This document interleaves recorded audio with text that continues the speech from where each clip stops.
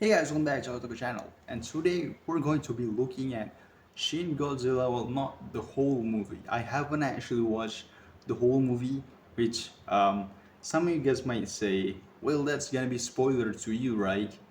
Well, I already get spoiled for almost everything in Shin Godzilla, so yeah. But anyway, for those who doesn't want to be spoiled because you haven't watched Shin Godzilla as well as me, well, don't watch this video. Go watch other videos that I make. I promise it's pretty good. So today we're looking at the most disgusting Shin Godzilla deleted scene explained. And this is a video from Dangerville or Dangerville, I don't know. So sorry for mispronunciation, but here we go.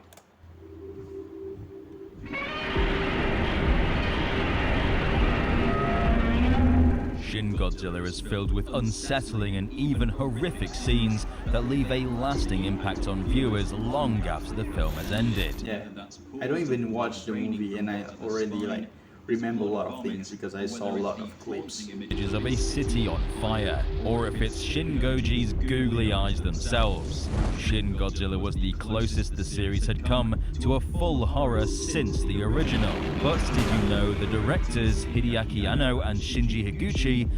Well, I mean, there's that one Godzilla movie where Godzilla became a ghost of tortured soul.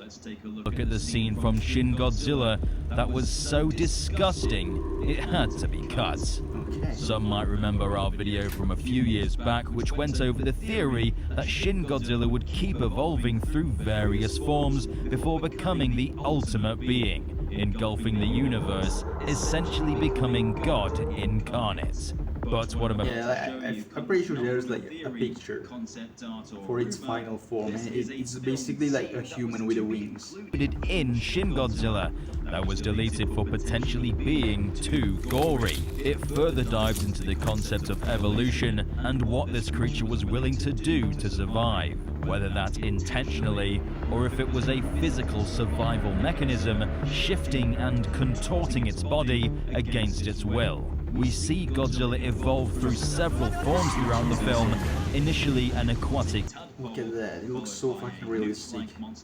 Began to walk on land, and then the big boy that stomps through the streets of Tokyo, adapting all sorts of defense mechanisms, like its deadly atomic breath, which shoots from his mouth, spines, and even tail. And the final evolution came in the form of smaller humanoid Godzillas that began to spring from its tail, reaching for the sky, fighting for survival. This was a disturbing image, and one that has horrifying implications. When I saw that back then, I thought that was like a fan stuff. But this isn't the scene that this video is based around. Instead, we have to go a bit further back to the night after Godzilla's rampage. We cut to a survey team investigating the scene, kitted out in protective gear to shield them from the surrounding radiation, their flashlights illuminating the rubble of collapsed buildings. They slowly make their way through the wreckage before something drops down from above. The surveyors jolt and look down at what made the noise, and the sight disturbs them. It looks real as hell. It's an gelatinous blob smacked against the concrete, covered in blood. Crazy how this is allowed on YouTube. Growing from the skin, with putrid round eyes growing out of the blob. Is this supposed to be like its teeth? Is horrifying enough, but when the team look up at where it came from, they see more of the disgusting creatures growing out of the building, spreading like a fungus, looking down upon the surveyors with a frightening curiosity. This scene is horrifying and would have really pushed the film even further into that horror territory.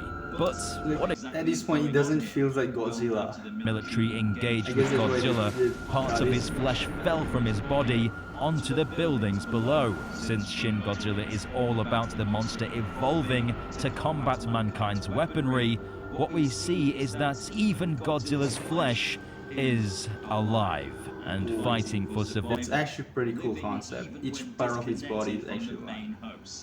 which makes sense because like the tails collapse and it becomes like Godzilla people. Chromosomes and then segregates Holy them, shit, learning producing science. two identical Chemistry, nuclei whatever. in preparation for cell division.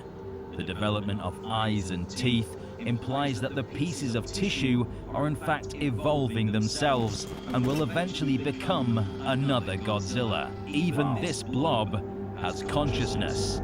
We see in the concept art what this flesh would become, with it growing until it becomes an entirely new Godzilla head. With enough time, there would be multiple Godzillas flattening cities, growing and becoming even more powerful. So imagine Godzilla. And then at the end, all of them just gonna destroy each other and then combine each other into like one sluggish monster. I bet it's gonna what? I bet this is what like gonna happen. Our planet, Junji style. the ultimate defense mechanism. Whenever it was hurt, it would only spread and become stronger. Think about how many of these eldritch horrors are scattered throughout the city, dropped off following military bombardments. It's like something from a Lovecraftian horror book. Humanity's demise would be all but inevitable. But why was it cut? Well, there are a few reasons. Toho may have thought the sight of this thing would be too much for general audiences and would put people off from wanting to see something so disgusting.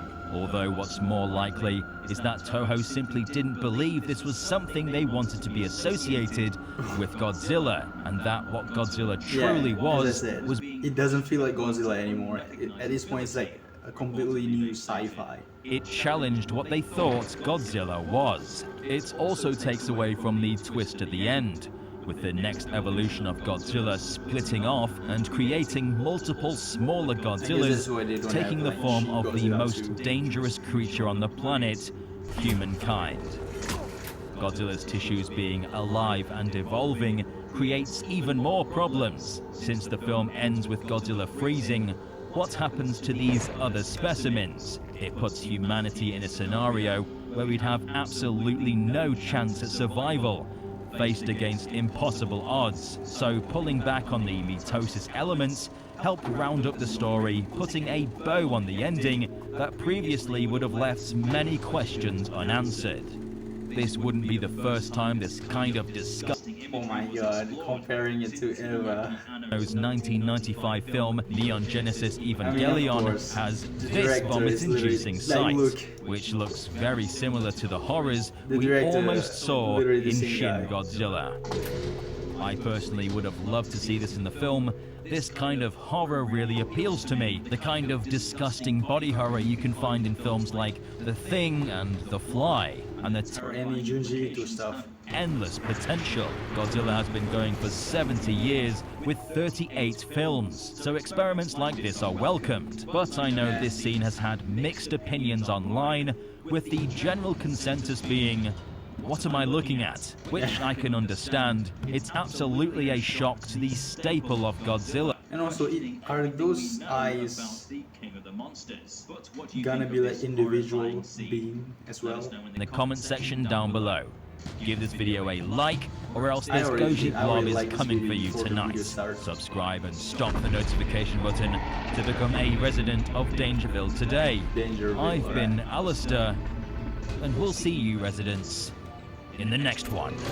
As I said, I haven't watched Shin Godzilla, but I get a general idea. It's basically a kaiju that will evolve and evolve and evolve, and it basically wants to die. It doesn't want to live anymore, but it can. His body decided to keep evolving, but his mind telling him, please stop, I don't want to evolve, it fucking hurts, please kill me. And yeah, it's like such a horrible thing. Like no one, technically human are the evil ones here, but not all human are evil here. And Godzilla technically the evil one because he kills people, but at the same time he's just tortured just being himself because someone created this monstrosity, so technically he's not in the wrong. You know, there's a lot to take in Shin Godzilla, and like I think adding to those scenes would definitely add 10 times more things to think about. Like people would think about if the Flash is its own individual being, what would be the bones, what would be the teeth, the organs, the eyes, the tears, the pin. Like, I'm not even like making a joke. Like, if a flash of Godzilla could be living on its own, what if, like, because his body is made of radiation, I would expect everything that goes into his body will also, like, get infected by it. And thankfully, Godzilla canonically did not eat because he feeds on radiation. If, let's say, if Godzilla was a type of creature that actually eats, would you think that whatever he consumed and came out later will be infected by the insane radiation from his body and just evolves instead of like decompose? Like, as I said, like, there's a lot of things to say about Shin Godzilla, and it's crazy that a very short wow, oh my god, it's crazy how a very short deleted scenes could evolve so many things. Like, thanks so much for watching, and go and subscribe to Deja and also subscribe to my channel as well. Thanks for watching. I see you guys in the next video. So